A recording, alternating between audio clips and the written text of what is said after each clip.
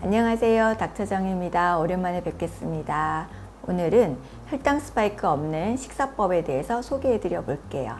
최근에 인슐린 저항성, 혈당 스파이크, 혈당 다이어트 이런 말 많이 들어보셨을 거예요.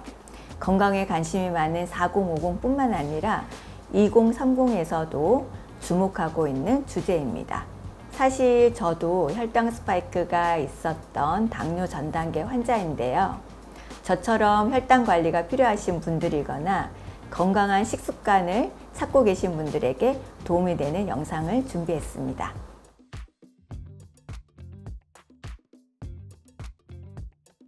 만약에 식사 후에 심각한 졸음이나 피로감이 있거나 손발이 붓거나 하신 분들은 혈당 스파이크를 의심을 해보셔야 하는데요. 혈당 스파이크는 식후에 급격하게 혈당이 상승했다가 재빠르게 혈당이 감소하는 현상을 말합니다. 보통 식후 30분에서 1시간 사이에 나타나는데요. 그래서 우리가 흔히 혈당 체크하는 공복 혈당이나 2시간 혈당으로는 확인하기가 어렵습니다. 그래서 연속 혈당 측정기를 사용하시는 것이 더욱더 효과적입니다. 혈당 스파이크가 자주 초래되는 경우에는 더욱더 많은 인슐린 분비를 유도하는데요.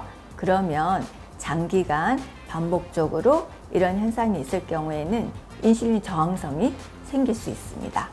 인슐린은 우리 몸의 혈당을 조절하는 호르몬이지만 한편으로는 지방도 축적하는 호르몬이에요. 그래서 인슐린 저항성이 있는 경우에는 혈당 대사뿐만 아니라 지방 대사에도 문제가 생깁니다. 혈당 스파이크가 자주 있는 분들이 인슐린 저항성이 생길 확률이 높은데요.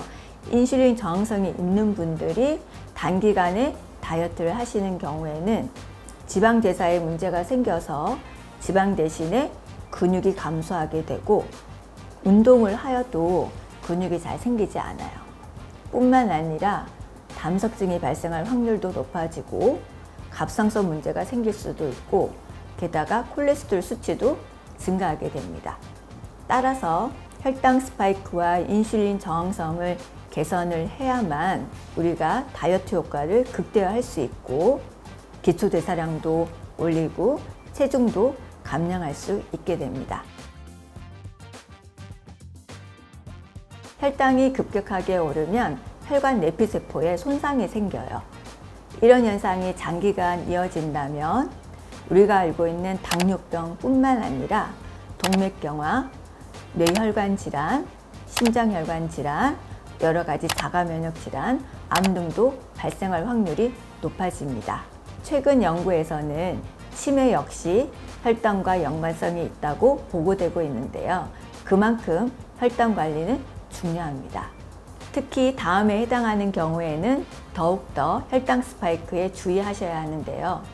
국수, 떡, 빵, 주스 등 단순당을 자주 드시는 분, 식사를 10분 이내로 짧게 하시는 분, 근육이 적은 마른 비만이신 분, 지방간이 있으신 분, 당뇨병 가족력이 있으신 분, 그리고 임신성 당뇨병이 있었던 분들은 특히 혈당 스파이크에 주의하셔야 합니다. 식단뿐만 아니라 운동, 수면, 음주와 흡연, 스트레스 등 여러 가지 요소들이 혈당 변화에 관여하는데요. 특별히 오늘은 혈당 스파이크를 방지할 수 있는 간단한 식사법 7가지를 소개해 드리겠습니다. 바쁘신 직장인 분들도 같이 한번 해보세요. 첫 번째, 샐러드입니다. 샐러드는 우리가 부족한 야채를 보충할 수 있는 좋은 한 끼인데요. 저 같은 경우에는 평일에 너무 바빠서 야채를 준비할 시간이 없어서 주로 주말에 샐러드를 많이 먹습니다. 양상추나 상추, 파프리카, 오이 등 여러 가지 종류의 야채와 방울토마토, 아몬드 등의 견과류, 통곡물인 오트밀, 무지방 그릭 요거트에 발사믹 식초나 올리브 오일을 더해서 드시면 더욱 좋습니다. 두 번째, 카레입니다. 당근과 양파와 감자 등의 많은 야채를 넣은 카레인데요. 단백질 섭취를 위해 계란 후라이도 준비합니다. 우선 먼저 계란 후라이와 카레에 있는 야채를 먼저 먹습니다.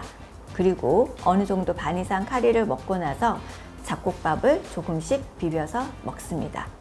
탄수화물을 처음부터 먹지 않고 야채와 단백질 음식을 먼저 먹는다고 생각하시면 쉬우실 거예요. 세 번째, 두부김치입니다. 여러 장의 배추 야채를 쌈장에 찍어 먹으면서 덜 짠 볶음김치와 고추간장에 두부 한 모를 먼저 먹습니다. 충분히 두부와 배추를 반 이상 먹고 나서 잡곡밥과 남은 반찬들을 드셔보세요. 두부와 배추 등으로 배가 불러서 밥을 덜 먹게 됩니다. 네 번째, 오리고기와 된장찌개입니다. 여러 장의 배추 야채와 두부와 야채를 많이 넣은 된장찌개, 그리고 콩나물 듬뿍 넣은 오리고기인데요. 먼저 배추와 된장찌개 건더기를 먼저 드세요. 그리고 콩나물을 넣은 오리고기를 같이 먹어도 좋습니다. 충분히 배가 부를 정도로 드시고 나서 잡곡밥과 남은 반찬을 드셔보세요. 이렇게 드시면 배도 부르고 혈당 스파이크도 없이 드실 수 있습니다. 다섯 번째, 김밥인데요. 바쁜 직장인들은 외식을 자주 할 수밖에 없잖아요. 그럴 때 김밥을 자주 드셔도 괜찮습니다. 김밥에는 여러 종류가 있는데 특히 밥 없는 김밥을 드셔보시는 것도 좋습니다. 탄수화물이 거의 없어 혈당 스파이크 걱정 없이 배부르게 드실 수 있어요. 밥 없는 김밥이 없을 때에는 기본 야채 김밥을 드시면서 두유나 저지방 우유를 같이 드시면 혈당 스파이크 없이 드실 수 있습니다. 여섯 번째, 육회 비빔밥인데요. 또 다른 외식 메뉴 중에 저도 좋아하는 육회 비빔밥입니다. 육회와 야채를 먼저 천천히 드세요. 그리고 어느 정도 드시고 나서 밥 3분의 1공기 혹은 반 공기만 넣어서 비벼 드시면 상대적으로 혈당이 덜 오르게 됩니다.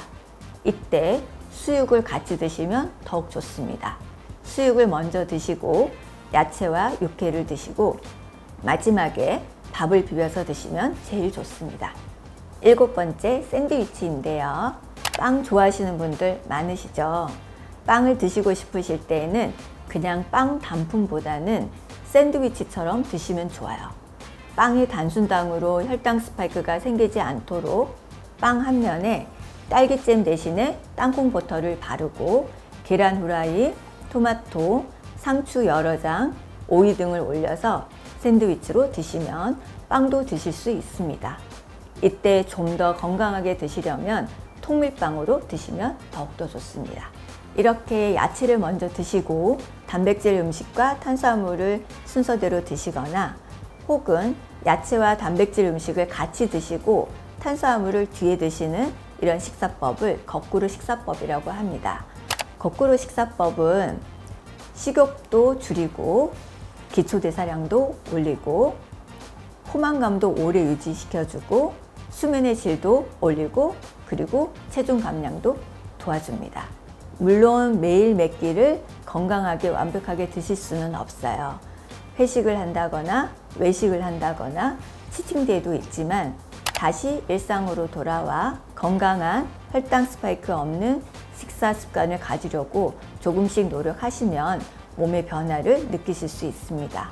이런 긍정적인 변화는 하루 이틀 만에 나타나지는 않습니다. 최소한 2개월에서 3개월은 하셔야 몸의 변화를 느끼실 수 있어요. 단기간의 쉐이크 다이어트와 같은 이벤트성 다이어트는 오래 유지하실 수 없습니다. 일상 속에서 작은 것부터 하나씩 꾸준히 노력하시다 보면 건강한 식습관을 가지실 거예요. 오늘은 혈당 스파이크 없는 건강한 식습관을 위한 7가지 식단을 소개해 드렸습니다. 도움이 되셨길 바라고 다음에는 더욱더 유익한 정보로 찾아뵙겠습니다. 감사합니다. 닥터정이었습니다.